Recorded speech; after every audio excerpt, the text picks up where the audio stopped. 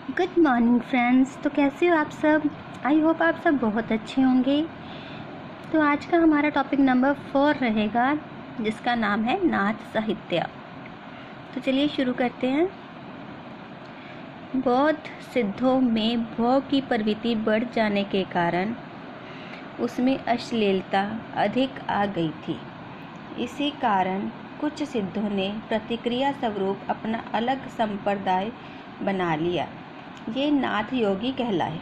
तो क्या किया सिद्धों ने? अपना स्वरूप बदलकर अलग संप्रदाय बना लिया। ये नाथ योगी कहलाए। इसे ही नाथ संप्रदाय कहा जाता है।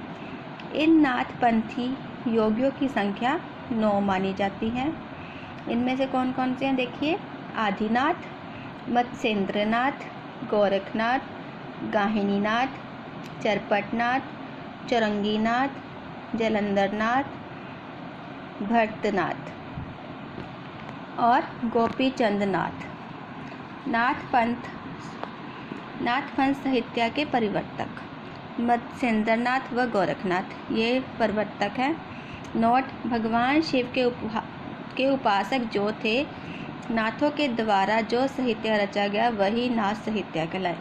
जो भगवान शिव के उपासक थे, जो नाथों द्वारा रचा गया साहित्य है, वही नाथ साहित्य कहलाता है। राहुल सांकृत्यायन नाथ साहित्य को सिद्धों की परंपरा का ही विस्तृत रूप मानते हैं। राहुल सांकृत्य किसको मानते हैं? नाथ सिद्धों की परंपरा को। नाथ पंथ का ही विकसित रूप भक्ति काल व संत मत का रूप देखने को मिलता है। विकसित रूप व भक्ति काल व संत मत का रूप देखने को मिलता है।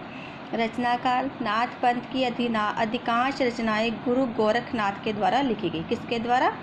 गुरु गोरखनाथ द्वारा लिखी गई। गोरखनाथ का समय: राहुल सांकृत्यायन 845 ईस्वी, हजारी प्रसाद त्रिवेदी 9वीं सदी, आचार्य रामचंद्र शुक्ल 13वीं शताब्दी को ही सही मानते हैं। नाथ साहित्य की विशेषताएं क्या है?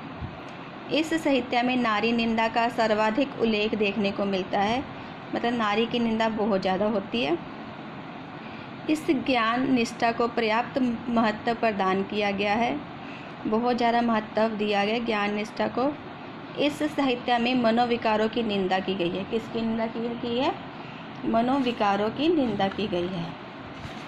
नेक्स्ट है, इस साहित्य में भोग विलास की वर्णना की गई है। इसमें गुरु को विशेष महत्व दिया गया है। इस साहित्य में हठ योग का उपदेश प्राप्त होता है। हठ योग का उपदेश गुरु को महत्व दिया गया है। इस साहित्य में गृहस्थ के प्रति अनादर भाव साहित्य की सबसे बड़ी कमजोरी मानी गई है। गृहस्थ के प्रति अनादर का भाव ये सबसे बड़ी कमजोरी है।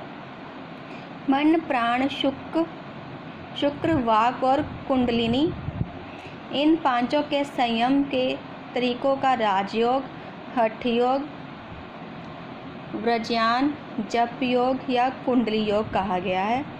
मन, प्राण, शुक्र, वाक और कुंडलिनी को इन 5 संयमन के तरीकों को राजयोग, हठ योग, व्रज्ञान, जप योग और कुंडली योग कहा है।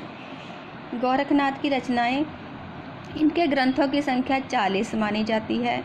रचनाएं: शब्दी, पद, प्राण, संकली, श्रिया दर्शन, मत्स्येंद्र, गोरखनाथ की वाणी, योग, चिंतामणि।